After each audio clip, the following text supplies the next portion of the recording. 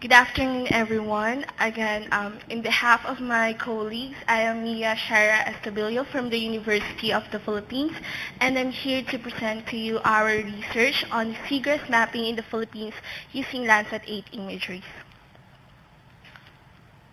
So as we have heard from the past few days, we've learned that the Philippines has 18 species is a home of 18 species of seagrasses, and it is the second largest seagrass biodiversity in the world.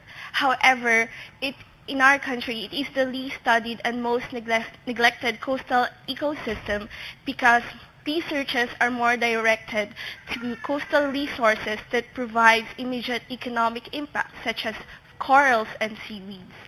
And it was observed from the last 50 years that a 30 to 50% decline of seagrasses was observed in the Philippines.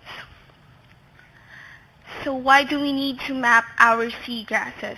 I would like to quote from the book that I read from Menes et al. That it is important not only to be aware of the various species but also where to find our seagrasses in order for us to appreciate more of these resources and what are the benefits that it provides, such as being a home for other marine animals and other activities that occur within the seagrasses. And with this research, we're going to map our seagrasses using remote sensing as a tool for large-scale mapping, and we will be able to obtain information of the seagrass condition and the seagrass beds in the shallow coastal ecosystems. So we're using Landsat 8 imageries, which is developed by NASA and USGS and was launched on February 11, 2013, and it captures images around the Earth every 16 days. The Landsat sensor has two instruments mounted on it, namely the operational land imager and the thermal infrared sensor. The spatial resolution is 30 meters and 100 meters respectively. These images are freely downloadable on their website. So one of the main difference of Landsat 8 to its Landsat 7 predecessor is that it has a coastal band, which is band 1, which has a wavelength of 0.435 to 0.451 nanometers, which can be used for coastal mapping and coastal studies. So here are some of the examples of Landsat imageries around the Philippines. This one is at the Luzon Island, Cagbalete, and Patnanungan. This is at the Visayas Islands of Panglao Bay, Bohol, and Olango Island, Cebu. And these are imageries captured at Zamboanga, Sibugay. The Philippines has the 7th longest coastline in the world, so our study area are the areas which has seagrass covers. So the Philippines is also divided into 3 major islands, namely Luzon, Visayas, and Mindanao. It is an archipelagic island of 7,100 plus islands, and it is the center of the marine biodiversity of the world. So our data for the whole Philippines is composed of 54 tiles of Landsat imageries captured from 2015 to 2017. For the validation points, we were able to collect points provided by the local government units, educational institutions, coastal maps from various projects in the Philippines. So our processing platforms, we were able to process our imageries in NV, and for the post-processing and map layouts, we used ArcGIS. So our methodology is divided into 3 parts. So the first part is the image pre-processing. So since these are satellite images, we need to perform radiometric calibration and atmospheric correction. Next, we have the image extraction. From the atmospherically corrected images, we were able to produce minimum noise fraction fraction rotation images, and then this would be the input for the algorithm that we're going to use is the mixture-tuned match filtering together with a pixel of a pure seagrass. And then it would output two images, the match filtering scores and the infeasibility scores. And through these we will plot these in X and Y axes and discriminate seagrasses between non-seagrass classes. And then we're going to perform post-classification to clean up the extraction and check the accuracy of the extraction that we've done through validation points from field data and secondary resources. And then a final map would be produced. So for the radiometric calibration, we've used the gains and bias method that basically transform the digital values of the satellite images into regions values. And then we've performed atmospheric correction or using FLAASH in NV, which is fast line of sight atmosphere analysis of hypercubes, which uses the metadata from the satellite images such as the scene center location, the type of the sensor that we've used, the flight date acquisition, and the flight time. And then we use the mixture-tuned match filtering algorithms, which uses partial and mixing that detects one or few materials surrounded by or mixed with an unknown background material. The main advantage of this compared to other classification algorithm that uses a lot of training points for the available classes in the area is that only the spectral characteristics of the objects that we want or seagrass is needed, and the desired material can furthermore occur subpixel coverage. And so it maximizes the response of the known end member, and it is a rapid way of detecting the specific materials that we want. So for example here, seagrass. So this is, for example, a true color, and then here are the output and the results of the MTMF. So we have the MF scores and the infeasibility scores. So we will plot the MF score versus the infeasibility score. If we get in the scatter plot, if we get values with low infeasibility and low MF score, you'd see that you are classifying the land. If you're going to plot low infeasibility with mid-range MF scores, you're still classifying some of the land areas.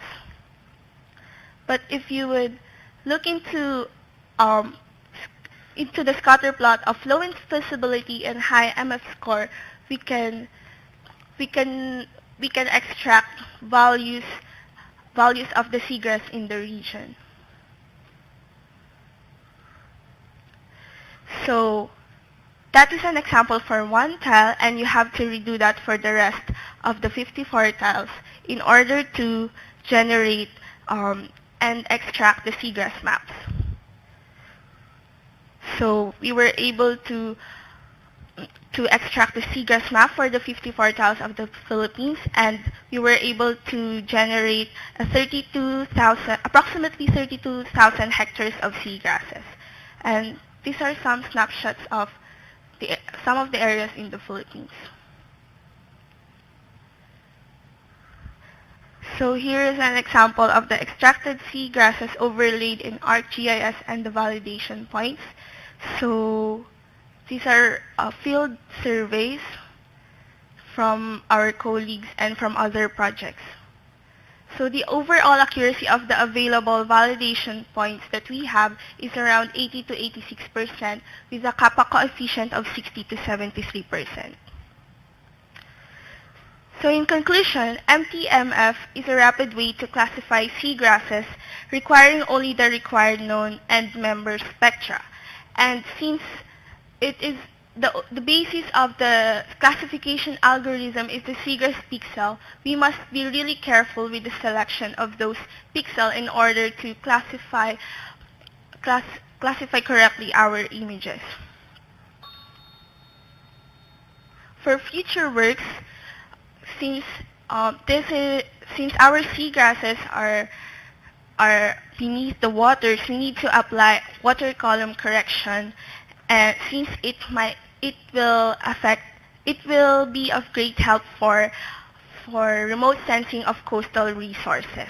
And since Landsat has 30-meter resolution, we would like to work on imageries which has higher resolution, such as Sentinel, and it's also freely downloadable. And since some of the regions have cloud cover, maybe we can look and work into imageries that has lesser cloud covers. And since this is a nationwide mapping, we need more collaboration with seagrass researchers nationwide in our countries for validation points. Especially there are some locations in the Philippines that are quite very hard to go to. And if we wanted more advanced results, such as classifying each species, we need also more advanced methods, such as working with hyperspectral imageries and the likes. So I would like to acknowledge the Department of Science and Technology and PSHERD and the Blue Carbon Project and the University of the Philippines Training Center for Applied Geodesy and Photogrammetry, and Dr. Menes and Dr. Fortes further support for this research. These are the references, and thank you so much. Thank you, Mia. Okay, there's plenty of time for discussion. Are there any questions?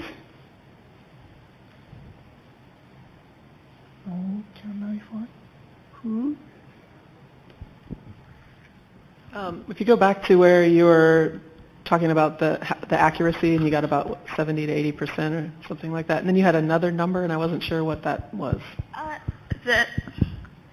That is the kappa coefficient. Yeah. I'm not sure what that is. The kappa coefficient is mainly that it suggests that your classification is not just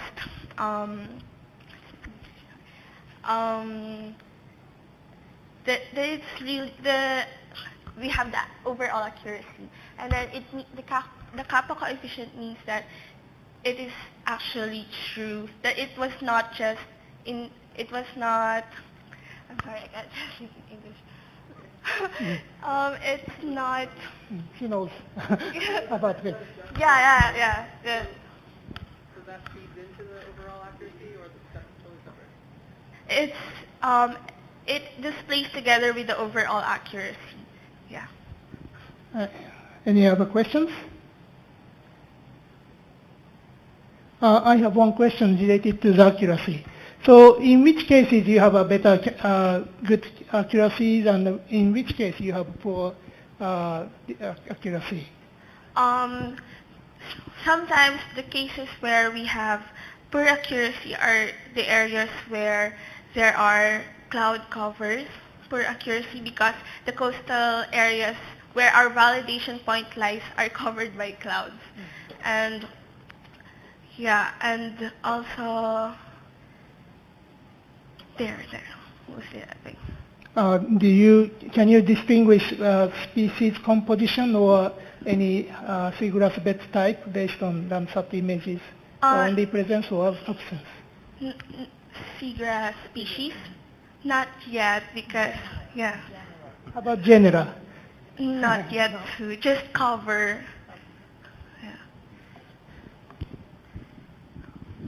How does it perform in mixed communities? Like if you have seagrass and coral in the same places, does it recognize that as seagrass, or does it have a harder time recognizing that as seagrass cover?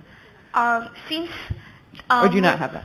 Yeah, since the basis of our extraction is the pixel of the seagrass in the area, once you've run the algorithm, it will discriminate the corals and the seagrass. So if you have a better resolution, for example, if your image is 1 meter, it will better discriminate it. However, in Landsat, since it's 30 meters, it might mix some because 1 pixel is 30 meters on ground. Yeah. Okay, thank you very much, Maya again.